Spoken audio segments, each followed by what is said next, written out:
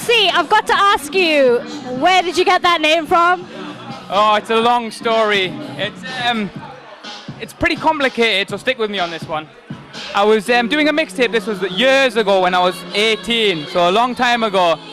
And I was doing my very first mixtape, and it was for a guy who was involved in the music scene. And I didn't have a name at that time, so I gave him my mixtape, and he thought it was very soulful.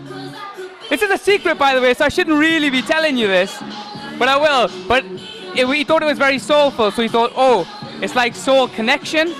So then I dropped the connection of the connection, shortened it down, Soul C.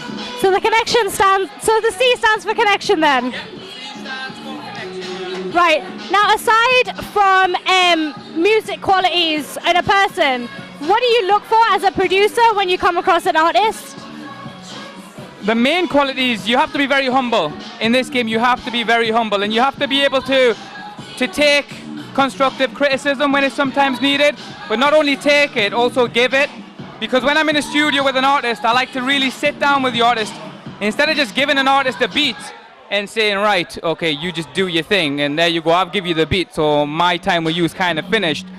I like to really sit down with the artist and write the lyrics with the artist. So sometimes the artist gives me ideas and I'm like, that doesn't work or this works.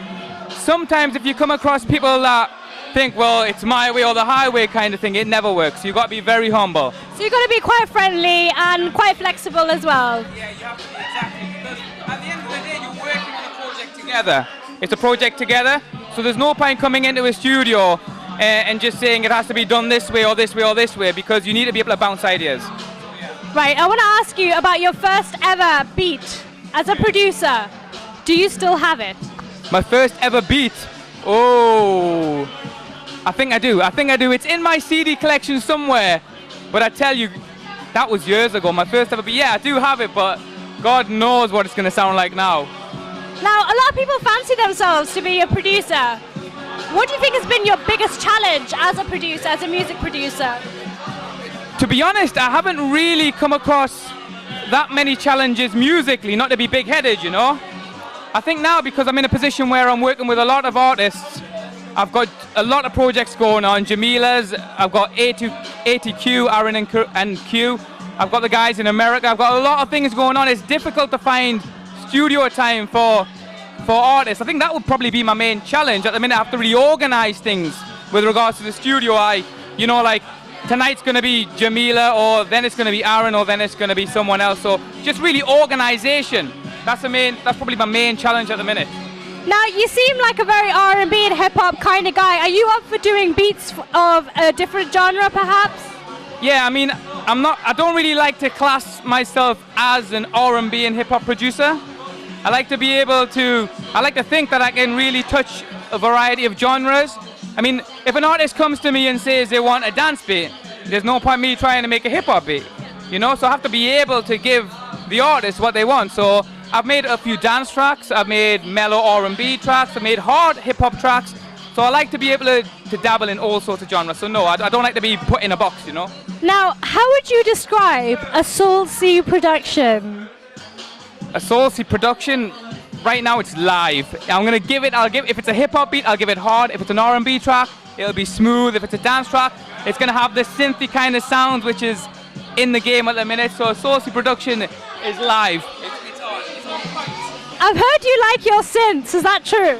I do like my synths, yeah. But to be honest, I like orchestras, I like synths, I like pretty much all types of musical instruments, trumpets, you name it, I play it. Now finally, can I ask, if people want to get in touch with your music, with your beats, even to get to know a little bit of Soul C, how can they get in touch with you?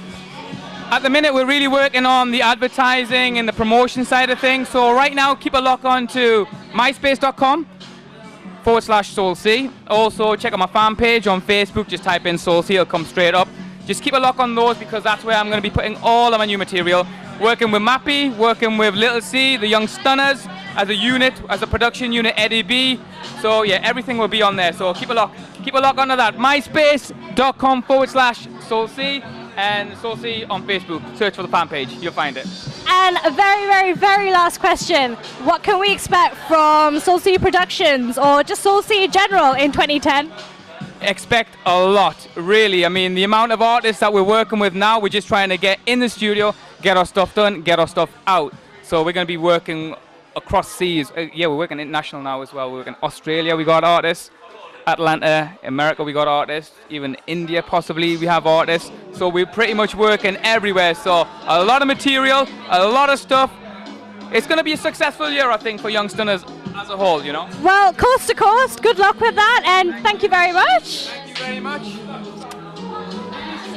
Soul C, signing off.